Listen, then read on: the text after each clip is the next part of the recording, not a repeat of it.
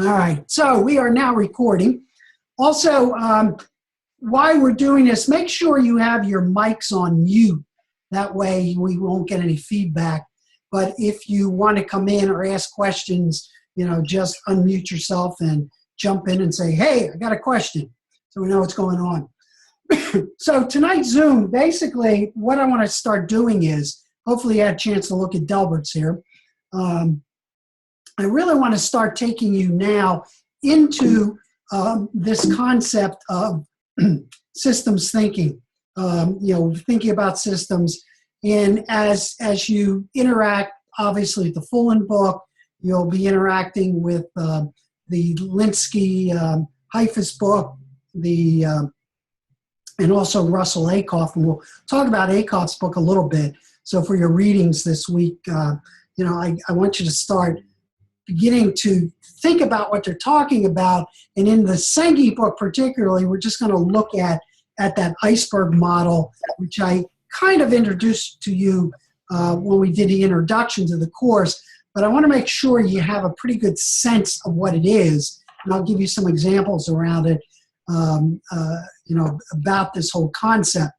So one of the things that I think is important, and as you watch the two Senge videos, and particularly looking at this idea of systems thinking, as he says, to one extent, he actually does not even like using the word systems anymore, but it is in the literature, because what happens is so many times all of these concepts just become buzzwords and they really don't mean anything after a while.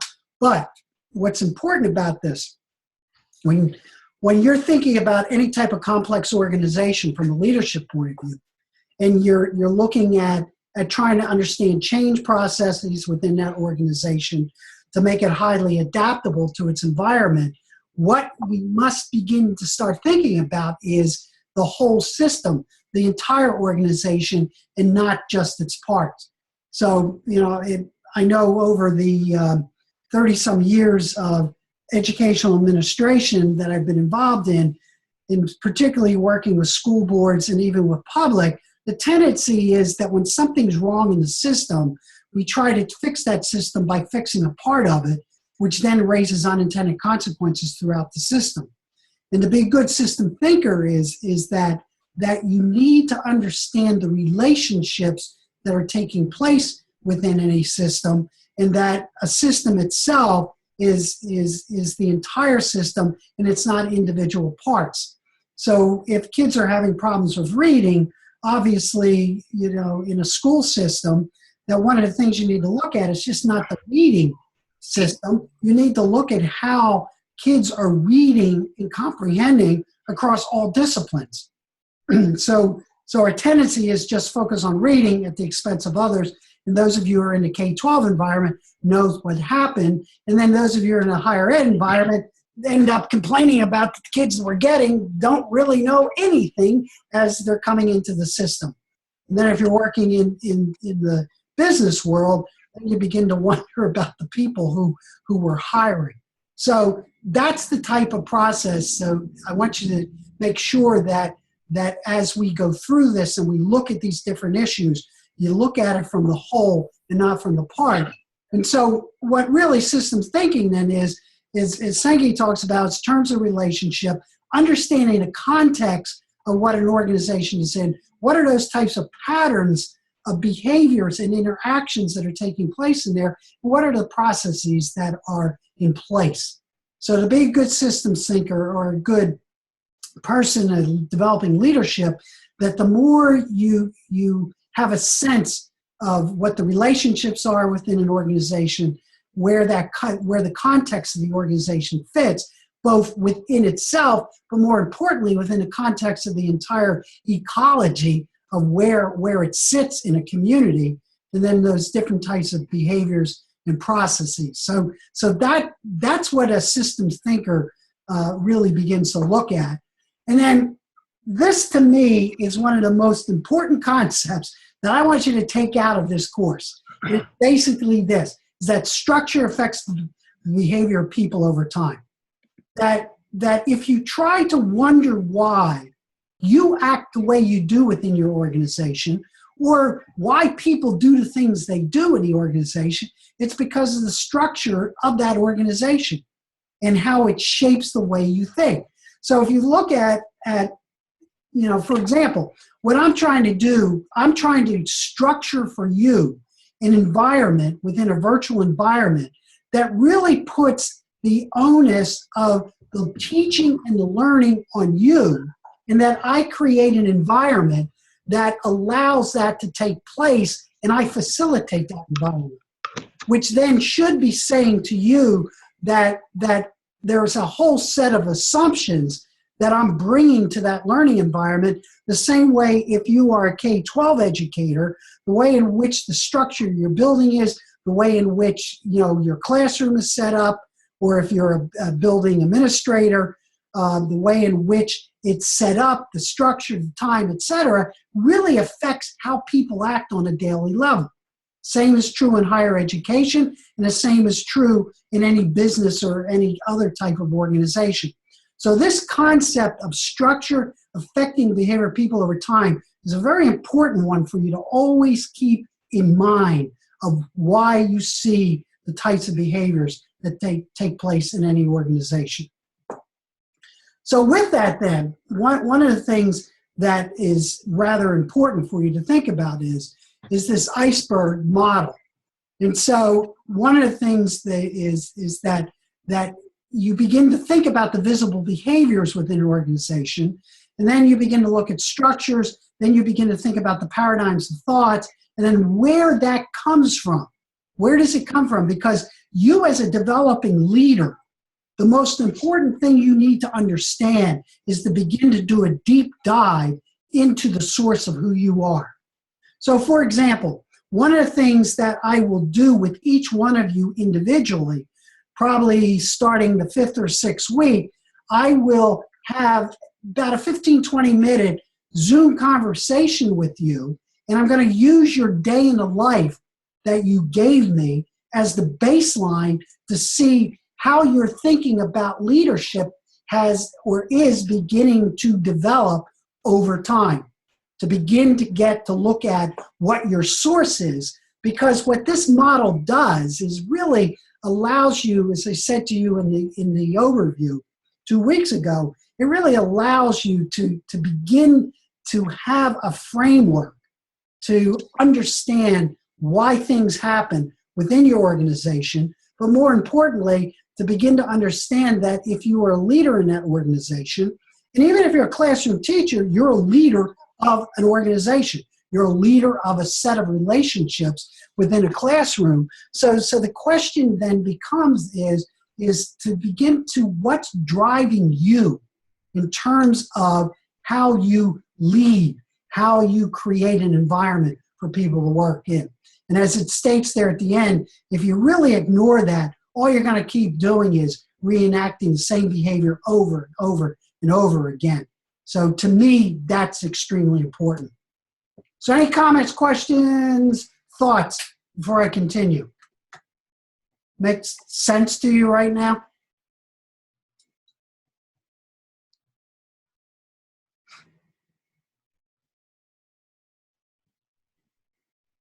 Okay, I'm going to take that as, yeah, okay, it's making some sense, or I'm trying to process the information to look at. So again, all right, take it through this real quick. We did this, last time. So one way of thinking about the event, again, think about today and think about different things that happened today. What happened to you today? What was going on in relationship to that? And as I said to you before, and as you're reading in the Senge book, in that section that I'm having you read this week, is that the problem is if you only keep functioning at that level, really what's going to happen is you're going to drown in events. And all you're going to do is live day to day to day, wondering why is all this stuff happening? How in the world am I going to get out of here? And I can't wait for retirement, or I can't wait till I find a new job or something like that. That's the type of thinking that emerges when that goes on. Or what you end up doing is ending up saying, well, that's just the way it is. That's just how we do things here. That's it. I have no control over this at all. This is what it's all about. And so that event level is the entry level in terms of our consciousness towards what is important in relationship to leadership. So as Sengi talks about the next thing then is you need to get a little bit below the surface, and this is where the data begins to make some sense. So what data really begins to help you to do is to begin to anticipate why things happen over time.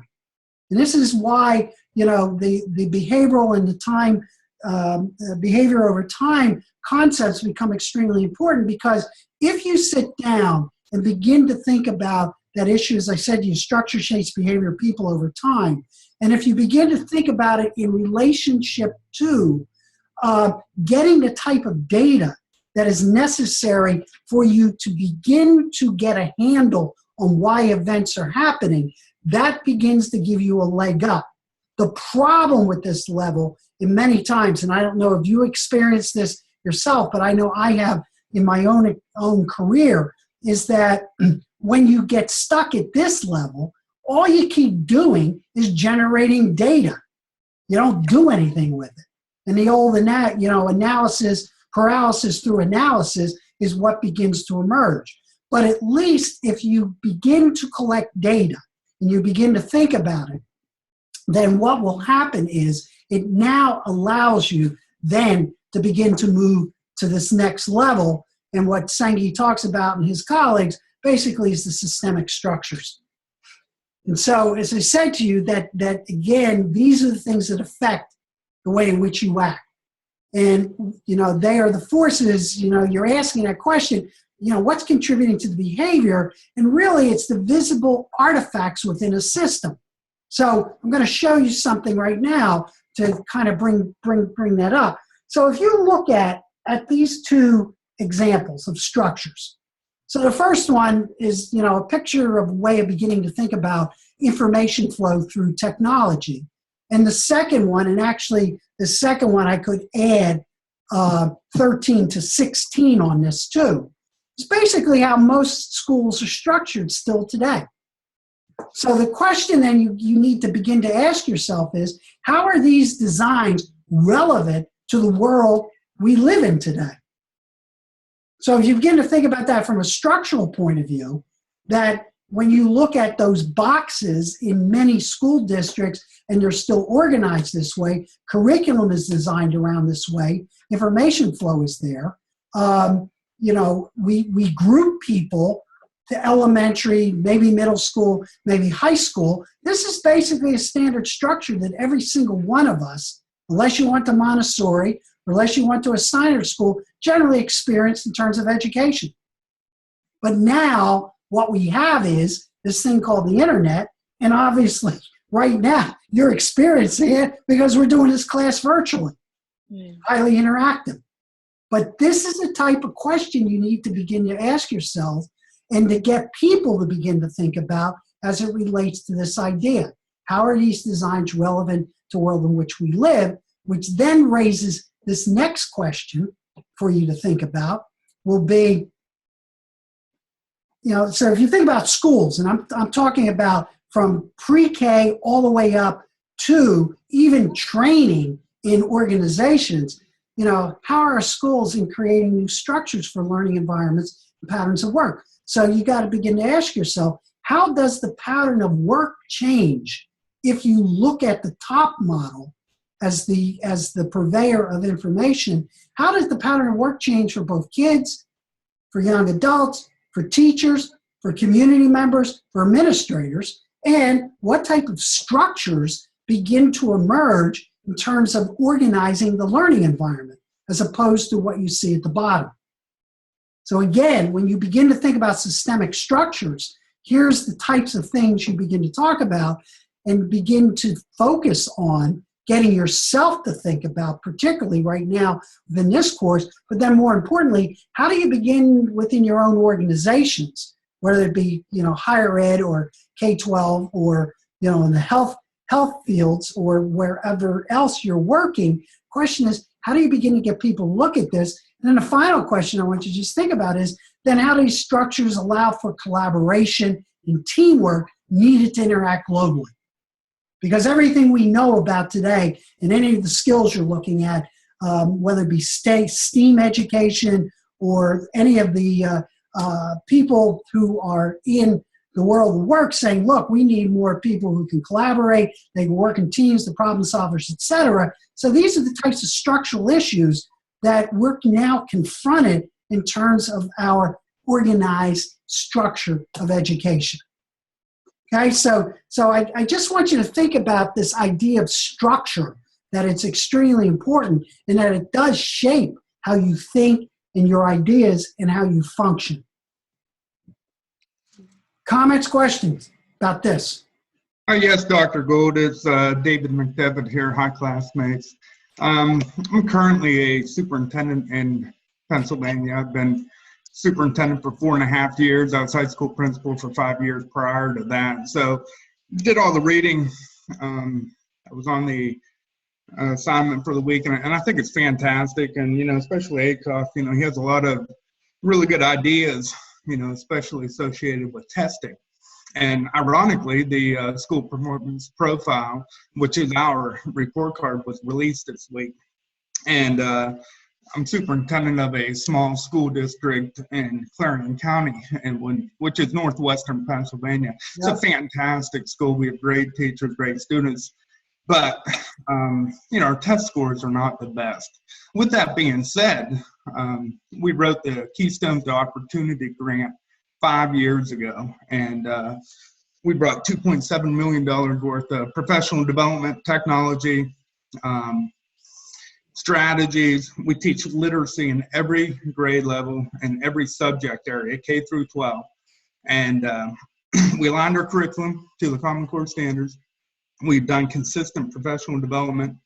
We focused in on assessments last year. We did a variety of different formative and summative assessments. I mean, we've done everything you could possibly imagine to increase our student test scores, and we've fallen flat. There's no increase at all. And after reading Acuff this past week, I'm ready to throw the damn test out the window and focus on true teaching and learning, because you know, we're teaching that damn test. High stakes testing got everybody rattled. You know, and I guess, you know, I just wanted to explain a little bit about my thinking and where I'm at right now, and to make that change, you know, to go from the standard K through 12 into the module that's above that. Boy, it would be a heck of a struggle, because I'm getting kicked back, and we've been 4 years into it on teaching literacy in every single lesson. And it doesn't mean they have to read and write the entire period. You know, our physical education teachers are doing some vocabulary words, but we're doing it, you know, right to the model. That Striving Readers grant came from the federal government, sifted down through Pennsylvania, and we're one of 26 schools that are fully funded, and we need it. You know what I mean? Our goal is to get the kids to be able to read, communicate, write, you know, better, so that they can do, you know, better in school and better in life. And, you know, just that little bit of change. I've been talking to my group Thursday nights about that. And boy, it is just tough to make that change and to get the support of the teachers. And, you know, I try to be a collaborative and adaptive leader within the district. But, you know, everything I read, I agree with completely. But I also think, you know, being in the trenches, you know, not only do I view stuff from the balcony, but since it is a small school district, you know, I'm on the dance floor as well. You know, I fill in for the principals whenever they're out, and it's a monumental task.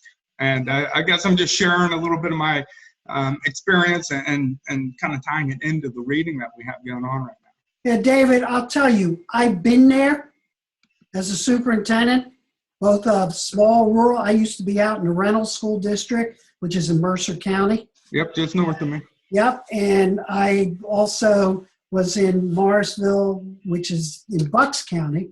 And I can tell you, and you'll see this later in this course, though, I was able to get teachers and the community to buy in to breaking those walls down in that K through 5 environment. But it takes time, it takes ideas. It took 4 years to do it.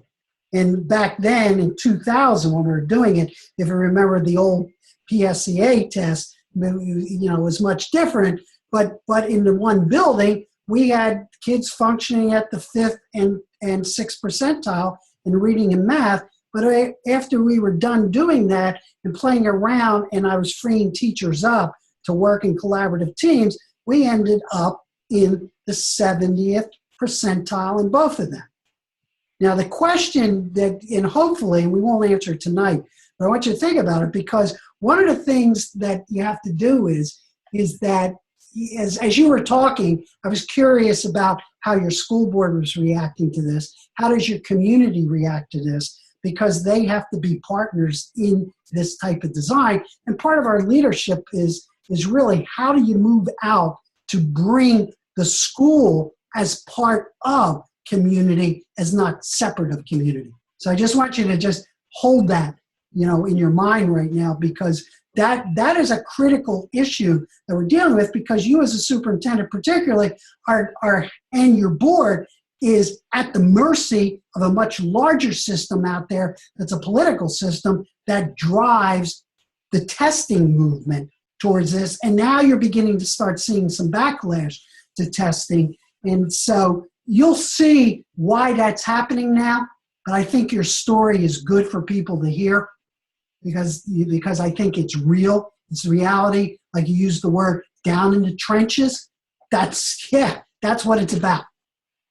And, fortunately, the school board supports the administration and the teachers, and we're not too caught up on the test. We understand the good and bad associated with that, and the community, and that's the big thing. We've opened up the school, we bring them in, we do a reading under the lights night, coupled with open house, so we get them more involved. But, the biggest issue that we have associated with our literacy movement is the fact that the parents aren't embracing it, to get homework returned and, support at, the educational events, for Title Night and all that stuff, it's just not there. And it's hard to break that culture.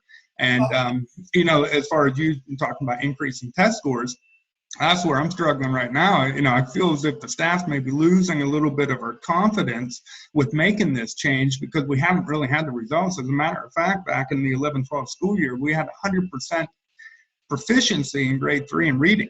And now we've changed from the PA standards and the Common Core standards, and we modified how we teach. We're not the teacher lecturer. We actually, try to be a little bit more of the guide by the side, and we have the students doing higher order thinking, and we like I said earlier, align the curriculum. And now I feel like we're struggling. I feel like our teachers, it feels like our staff members live in that event portion of the iceberg, and they won't leave. It's the culture embedded in the small rural school districts, and they're wonderful, don't get me wrong, but it's hard to make that change. But the other question you have to ask yourself, and all of you need to ask yourself, is that, again, if you look at structure, so what you're doing in relationship to changing the learning culture, the problem is the structure of the assessment is not designed to look at that. So there becomes a mismatch in that. So to one extent, the structure of the assessment drives what the expectation is, as opposed to what the learning process should be driving what the assessment looks like. Yeah, I agree. And that's the major problem. Any other comments about, what David's talking about particularly?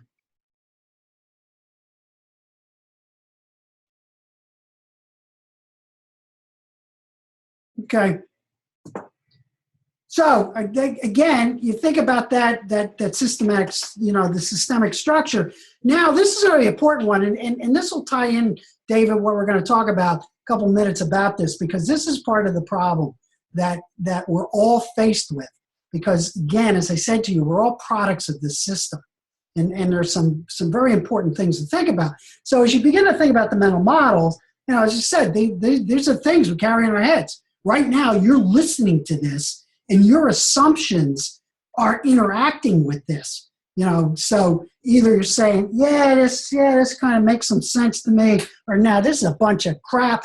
This is pie in the sky. It's academic stuff. It doesn't deal with what's really going on in the trenches. But that's an assumption, or a way in which we perceive things. And so what's important about understanding mental models is that what you need to change first, many times, is to begin to understand that question there, what about the thinking that allows things to happen in our organization? And again, these are the assumptions of what we have and what we're thinking about learning, but also they're the habits of actions that take place. Again, I said to you, a lot of times you'll hear people say, hey, this is the way we do things around here. This is the way it's always been. Well, that's an assumption that drives a behavior, a habit of action. We do these things because this is the way in which we do them daily. So this becomes extremely important for you to think about. And what I want to do is do a little deeper dive into these mental models to get you to start thinking about education from that point of view, because, again, I'm sure you've all seen this. You cannot solve problems, today with the same kind of thinking that created them. And, we all say, yeah, that makes a lot of sense to us. But how and what does it mean in relationship to shifting the thinking that is necessary to deal with the complexity of the issues that our kids are facing?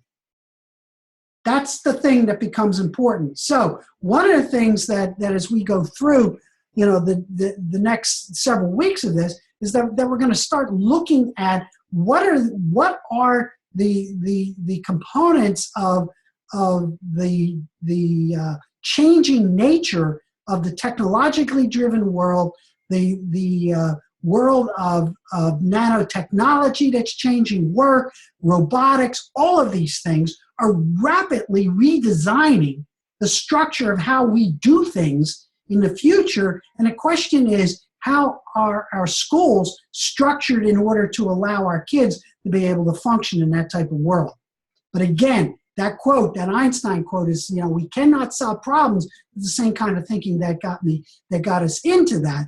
But before we can even begin to address that question, I'd like you to think about, a book that I remember a long time ago I read, Robert Persing's book, Zen and the Art of Motorcycle Maintenance. Back in the 70s, he wrote this book, and at that time, I had no idea what I was reading. I reread the book, and really, it's a phenomenal systems book, because what he says in it, that if a factory is torn down, but the rationality that produced it is left standing, all we're going to do is produce another factory.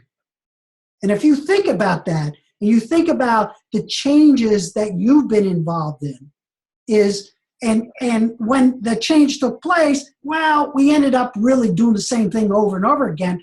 The real question is, did we really dive into understanding the rationality that put us into that place? So in order to do that, one of the things we have to think about is, in relationship to the educational system then, is what's the rationality underlying our present system? And that, to me, is important. So as you started reading in the Akoff book, in the beginning, he begins to talk about the underlying principles about why we educate. But even before you think about what he's talking about, something is rather important for you to understand, is that most of our thinking today in the 21st century is still driven by the 17th and 20th century thinking, and that is Isaac Newton, Descartes, because what they perceive the world, the solar system, the universe as being is nothing more than a clock, a machine. And we still use the terminology today. We say, boy, our organization runs like a well-oiled machine. Think about that. Or our team is really functioning well, and it's like it's a juggernaut. It's a team. Well, what that came out of is the thinking of Descartes, in particularly when he began to talk about, I think, therefore I am. He basically separated the mind from the body. And that becomes important, because what that does is if you think about it in terms of school, if you notice, we separated academic from vocational. Academic is in the head, vocational is hands, doing stuff. If you really can't think, well, you do things vocationally. And so we developed a system that sorted people out so that because this other person, not sure if any of you know who this individual is, but I want you to make sure you know who he is. That's Frederick Taylor. He is the father of the scientific management principles and is considered the major person who influenced the 20th century the most, because he is the one that put in the concept of hierarchical structures, putting into place, like, for example, why you would have on a factory assembly line, the way in which you would have workers. You then would have, you know, the line manager. You then would have plant managers. Then you would have, you know, the people sitting up in the office, and then you'd have board of directors. So I'm simplifying it this way. So if you begin to think about schools structurally, what's the purpose of a principal? The principal is designed to take care of making sure that everybody who's in those boxes, first grade, second grade, third grade, on up the line, you know, they're functioning properly, they're doing things. That person reports to, whether it be a central office person or David as the superintendent, who then reports to the school board. So these concepts came out of our sense of industrialism, that this is the way in which you would do it. Now, it's not saying it's good or bad. It's just saying that out of the 20th century is what really drove the industrial world to make it highly profitable and made it work. But what it did was it created a mindset of organizations as hierarchical structures, that everyone has place in it, that within the school system, and I'm sure you've seen the presentations by Ken Robinson, where he talks about the Age of Enlightenment and where these things came out and how we began to structure people, and that the smart kids went into academic stuff, the dumb kids go into vocational stuff, etc. Because what comes out of that then is that when you begin to look at the mental models, and you saw this in your readings out of this, industrialism in the school is that, you know, in the first, as Akoff points out, decade of the 19th century, it was all about ways to break this inherently free spirit during childhood, because you can't have free-spirited people working on an assembly line. And that was very powerful. And it drove our philosophy, it drove our management structures, etc. And again, I want you to think about this. You all of us, myself included, we all went to schools designed basically to kind of get us into lockstep ways of doing things. That's the way it was. Now, I went to grammar school in the 50s. I don't know when you guys went to school. And that's the way it was done. It was just that, you know, that was it. We were taught obedience and blah-da-da and all those different types of things. So again, that is a very powerful mindset that still underlies most of what we're doing. And then during that period of time, many of our leading thinkers, including John Dewey, really believed that what you needed to do was to be obedient, to follow orders, and to perform a highly monotonous task without rebelling. That was the purpose of school. So think about disciplines in school and what happens. Those of you who have ever been, you know, an assistant principal, basically the role of the assistant principal is to deal with those rebellious people, get them in order, put them into structures. So again, most people, and your parents and particularly grandparents, went through schools that had those types of assumptions, and if they did work in factories, that's what took place in the factories. Then, as Akoff points out, he said then industrialism really led to mass schooling. And again, you had an influx of immigrants coming into this country. We had to deal with that. We had to acculturate them. And so the world's greatest industrial power, and we reached really very high wealth during those periods of time of industrialism. And again, it was done on that clockwork structure, believing that there was hierarchical structures, people knew their places, they knew where they had to go, etc. That's what the world was all about. And I'm telling you right now, most people who are in your schools right now, particularly those who are in K-12, that's what the community expectation is, even though they might not buy into some of this, but that's what they did. So structure shapes behavior of people over time. That's how they look at it. That's what a school should be. That's the way we went to school. That's the way they need to be. So they're very, very powerful. And then finally, the 3 R's. And you still hear school board members, you hear politicians say, we need to teach the 3 R's, rudimentary written communication and perform simple office functions. That's what it was all about. And again, that concept, those assumptions drove the development of our present educational system. So you need to think about that as you begin to try to deal with understanding your own leadership in relationship to this, because here's what's happening now.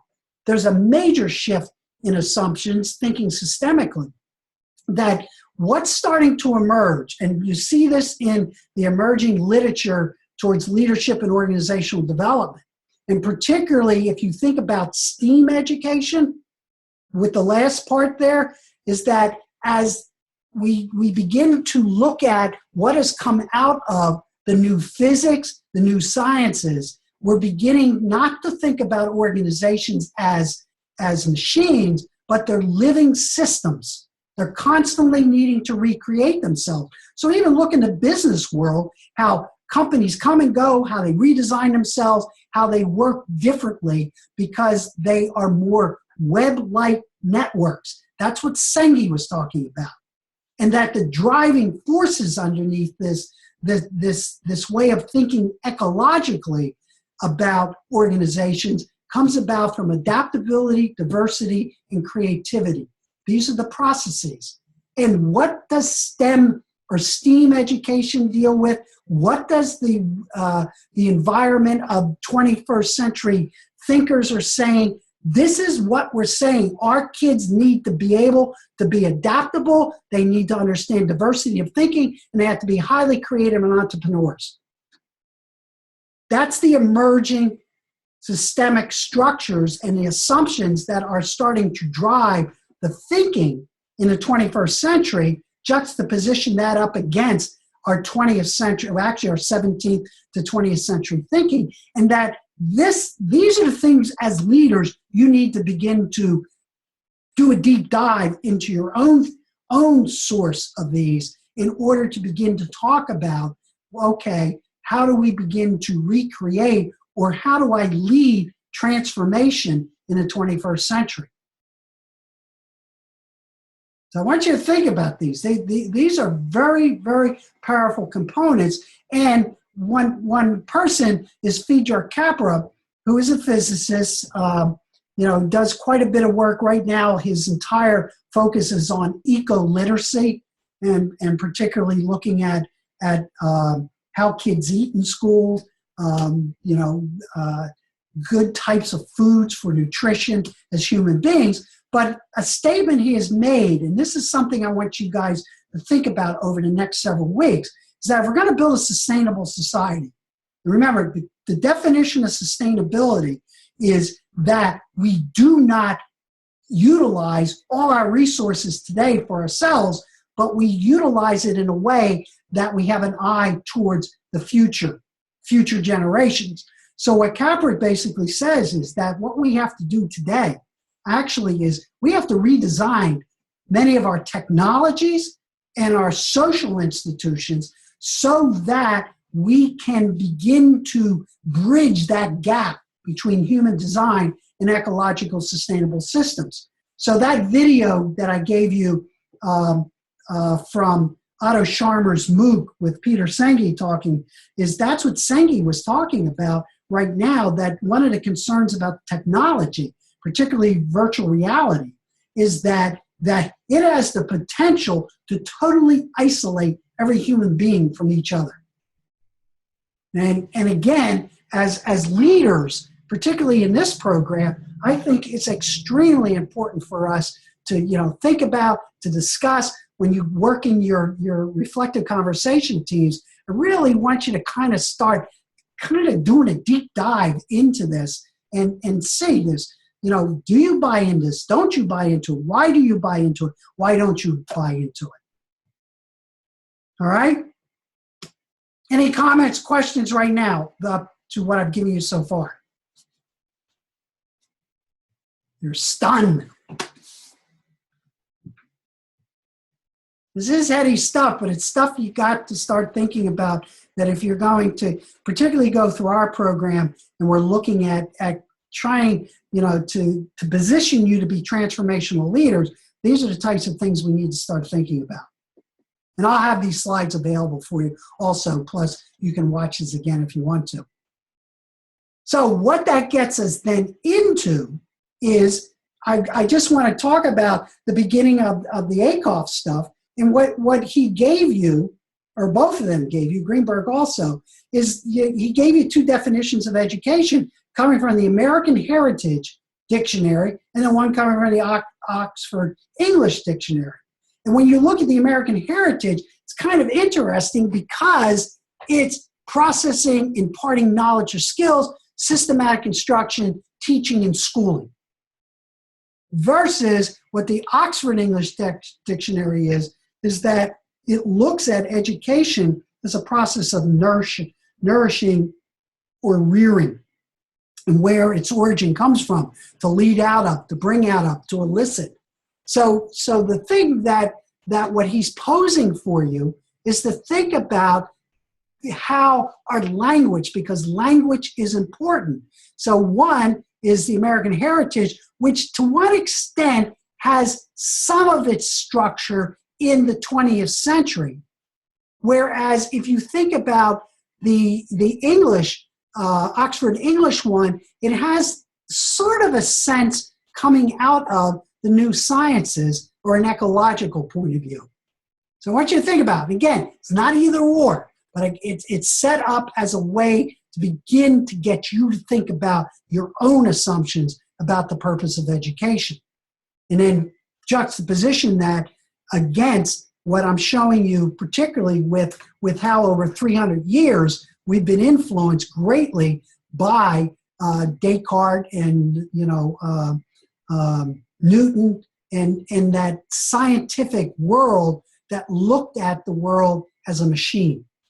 So these two things are important as you look at that. And then finally, what they both pose for you then is that the Greek philosophers then looked at education as a lifelong process. And then when you look at Jefferson's concepts that came out of this idea of inalienable rights, the pursuit of happiness, that becomes an important concept because that is a driving principle that our culture and our society is all about. Now, obviously, in this political climate we're in, you're constantly hearing about going back to the founders. So remember, the founders were influenced greatly by the Greeks and the Romans. So what Akoff's setting up for you is a way to see how these philosophies influence the development structure. And there's one point that I want to read to you that he states in that beginning, where he says, when you're looking at these ideas here and what I've given you, he's asking the question that the fundamental question that's facing us today is basically this: can the root meaning of education as a lifelong process of self-discovery be restored in a liberal democracy such as ours in the 21st century? So again, I gave you what that new emerging view of organization as a living system versus an organization as a mechanical system. These things are important for you to kind of delve into, to understand where you are as an individual as you're negotiating the concept of emerging leadership. So again, go back into that ACOF book in the beginning there and begin to think about these and talk about these in your reflective conversations. And so what this really ends up with is, and what I'm going to end with basically saying to you is that you really successful leadership then really depends on the quality of attention and intention that you bring to any situation. And then bringing that out more is then how do you get people within your organization who you have relationships with to allow their quality of attention and intention to begin to emerge. That's what the essence of leadership is, and then to swing back into the tools of system thinking will help you greatly to get there, plus some of the other tools that you'll be exposed to as you go deeper into this program. So that's what I have for you right now. I'm looking particularly at David's face, and I see the other people, they don't have their cameras on. So, there we go. I can see some other faces now. Oh, they're like, wow. So, any comments or questions, or any just thoughts about what I've thrown out here for you? Yes, Dr. Gould, I don't want to monopolize the conversation by any means, but there's one variable that we haven't talked about, and throughout my reading, just wonder if it would have impacted the authors at all about leadership, and that variable is the millennials that we're working with right now. Mm-hmm. And I'm sure every generation before me and you, and so the next generation will never make it, but I'm truly worried about the group of students coming up through, and I classify my son, who just graduated from college, as one of them. They're not real intrinsically motivated, and their immediate gratification from this technology, it's hard to compete with that in the educational realm. And we try to infuse as much technology as possible into our curriculum, but it's that lack of motivation, it's that lack of wanting to learn. Everybody's logged on tonight. We all want to learn. We're intent, and we struggle with that right now within our society. So I guess that's my only point. I've just been thinking about that, as I did my reading this week. Yeah, again, I want you to all go back to that thing is that, okay, so millennials, the millennial people. So the question is, how did the educational system structure them? How did it allow that to develop? That becomes types of questions that we begin to ask ourselves the same way. I'm a boomer, all right? So obviously I grew up in the 60s and I was influenced by rock and roll and all that other stuff. So it gave me a point of view. But I was also influenced greatly by a major conflict that took place in this country called the Vietnam War. And to one extent, my generation's still fighting that war. And you see it in Congress, and you see it all those old people in Congress in the battles that they're having. It stems out of that. So my question that I ask you, all of you, to think about is, and that's what that Sengi thing was talking about. Yeah, so the technology's there. The question then still comes down when you look at these two structures here as a way of motivating, and then go back to those definitions, both in the Oxford Dictionary and in the American Heritage. Question is, all right, how have we structured our environment? So for example, I'll just talk about myself. What I see happening in the doctoral students, with a lot of them, because of all this standardization and rubrics, one of the first things I'm all constantly fighting is some students want to know specifically what they got to do, how they have to do it, what does it look like, etc. And I basically say no, because you're a doctoral student. My job is, as ACOF talks about, is you need to become teacher and learner together, and you need to find out who you are and what it's about. Because that's the essence of what learning's about. The main thing when you get into ACOF, when he talks about the only person who's really learning in the classroom today is the teacher. It's not the kids. David, you just said it. You said these kids aren't motivated. They're not intrinsically, lit up because of the school. And the question I want to ask you is it the structure? And then those of you who are in higher ed, you're seeing the product of that structure, and then you have to ask yourselves, well, what type of kids coming into school today, into our colleges and universities? And hi, this is Jennifer. Dr. Gould, I'm in higher education, and I would actually argue that while I agree with the discussion about millennials having maybe less motivation, I think we also in higher education right now are seeing a huge shift in the direction of human rights and Black Lives Matter, and a lot of like huge changes that we haven't seen probably since the 60s. And those are the millennials that we're talking about. So I would actually agree with you that I think that what they maybe are rebelling against is the structure that we've put into place for their schooling, and it's not that they're not interested. I think it's that they just can't function within the structure that we've set up for them.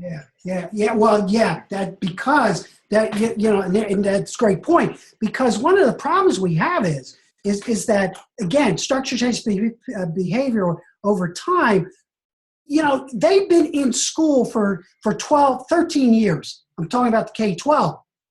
So what has that structure, particularly since it's so standardized driven and test driven, what does it do to their concept of what learning is?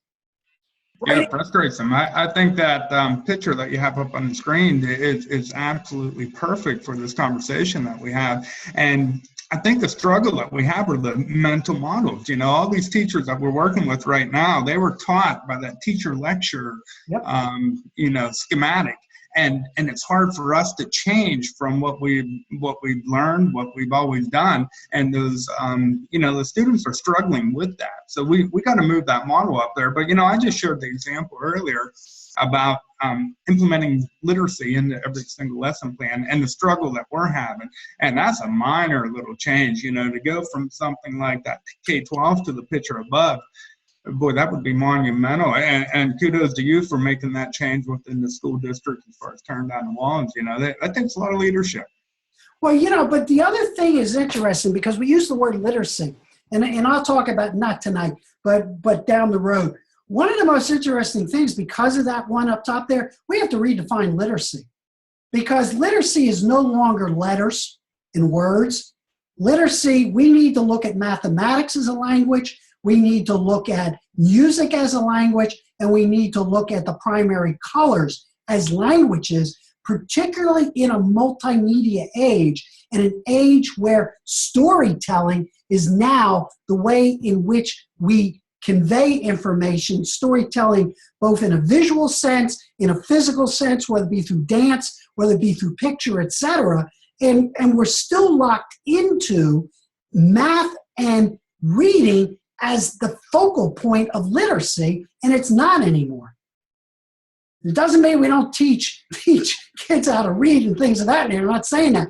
But what we have to do is we have to redesign curriculum to include arts, the arts particularly, because they are extremely important ways of expressing ideas in content. And we don't know how to do it because those boxes stop it, because the structure of the curriculum stops it, because the way in which we certify teachers stop it, from that point of view. So those of you who are in higher ed, it's kind of interesting. The things you talked about is, what we're dealing with. We're dealing with great social issues that are influencing the way in which we look at things. And particularly if you think about this upcoming election, I'm looking at it from the two who are running for president, the question there is, we're at a point that people are getting very upset with the structure, and that we want to tear down the structure. We want to change it.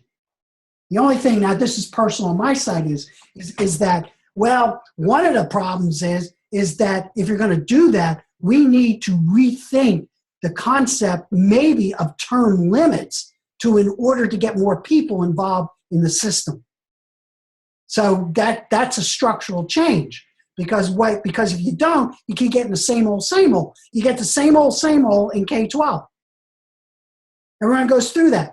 I got parents buying into the ideas, of what we were doing, but the way in which I had to do it was I literally had to utilize our community technology, mainly our community television, and constantly show them what was going on in that building that knocked the walls down, so they could begin to visualize or see new images of what learning's all about. Ari DeGoss, who wrote a book, and I think I mentioned the book in the syllabus for you to look at, called The Living Company.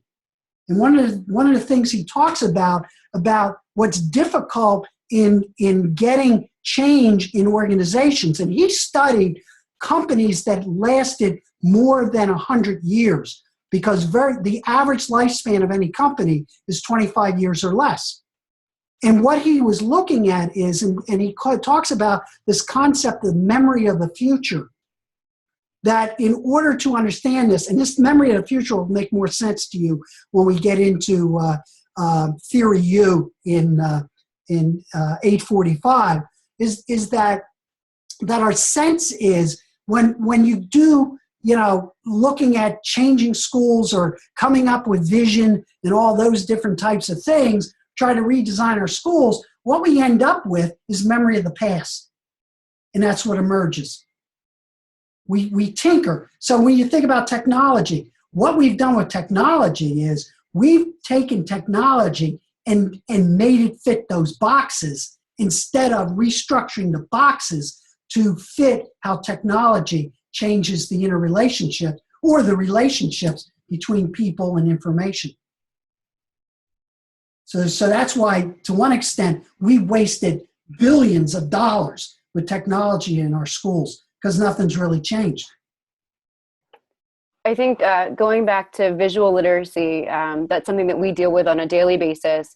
And we talk about that a lot in relation to that antiquated 7-period day with visual arts learners really not being able to get into the thinking zone in 45 minutes. So I think that's super important. I'm glad that came up, when David was talking about that earlier, with incorporating literacy into every subject. I think literacy is incorporated into every content area, just in a different way. And it's important to change that mode of thinking and to accept those different types of learning to prepare our children for the world that they're entering. Yeah, and that's a great point. And again, what you were talking about it is what I was visualizing was the American, Heritage Dictionary definition versus the Oxford. Because what we're trying to do is how do you get kids to find out who they are so they know what they want to do or become? That's how they become motivated. It's not the lockstep structure that if you go back to my, excuse me one second, let me come back to this one. This particular, let me get up here one more. And I want the next one. This one here, which I'll just play. So if you begin to, think about this from this point of view of, we need to find a way to break the inherent free human spirit during childhood. No, we want to encourage it. The question is, do we have a structure that allows that to happen? Now, obviously, there's information they need to learn. That's not saying, you just do whatever you want. No, what you want to do is find out where their spirit lies, and then you begin to understand how to utilize, the literacy to do that, because obviously human beings, the brain functions that way.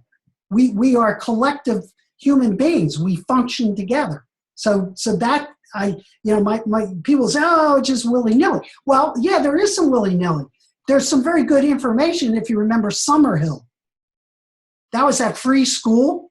Kids did whatever they wanted in England. Read that book and see how they produce. Out here in Harrisburg, outside of Harrisburg, there is sort of a Summerhill school, and these kids are getting into Harvard all over the place. But they run the school.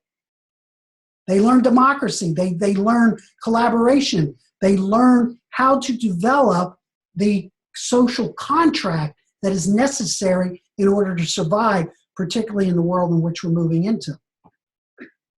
So again, that's good. These are the things I want you within your groups to, talk about.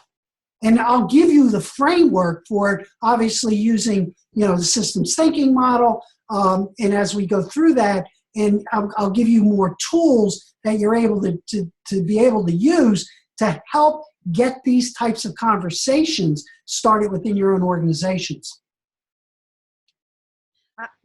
Dr. Gould, I also want to say that I think going back to your issue about literacy is that we've looked traditionally at literacy as being an issue of English and math, like you said, but I feel like we're also starting within the last probably 10 or maybe 20 years, realizing that there are different kinds of learners and that there are different types of students, and that I work at Gallaudet, so of course I'm coming from a very different perspective, and I'm looking at it from a deaf perspective. But we have a lot of deaf students who would not qualify as literate in English, but they are fluent in sign language. They are fluent in their own cultural language, and they can function completely perfectly in the deaf world. And that's not to say that they shouldn't learn English and be able to read and write in English, but I do think there's a lot of value in looking at different measures of literacy, and I don't know the answer to that, but I think, when you said that, it really it resonated with me, because and as I said to you, words matter. And as you were talking about it, we're using the word literacy. I would even shift that more to how do we utilize symbols, especially when you talk about sign language. So really what we want to teach kids at a very early age is how to utilize symbol systems. And the symbol systems are letters, they're numbers, they're primary color, they're bodily movement, which would get into sign language or into dance. So again, language becomes extremely important as we explore these ideas, as we shift from the from this industrial model to this model. So these are the types of things I'm going to challenge you with as you think about. Some of you might agree with this, some of you might not, but I'm going to tell you, these are the things that are emerging, in literature. They're emerging in our thinking from practical organizations. You see it in the world of work. You're seeing it obviously in how communities work together. And again, when you look at the millennials, and again, I'm going to go back to the politics, the big battle today. Who are millennials going to vote for? Well, most of them, when you talk to a lot of them, it probably moves more towards how do we create living systems that increase the relationships, among people.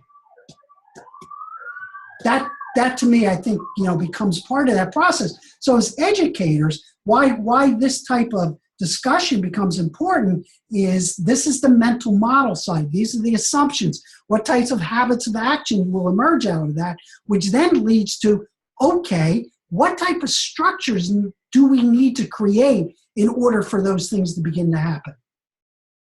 And when you go through, if you remember in the opening, my introduction, I showed you this course, then I showed you 845, and then I showed you 801. Which will be a design studio course where you will take all these ideas and try to create, a new sense of what learning will look like in the future. Not just K-12, learning. So that's basically what I wanted to give you tonight. A lot of stuff there for you to think about. I will, when I post the YouTube for this, I'll have that, and I'll also do the slides for you if you so desire to have those. So that's all I have for tonight.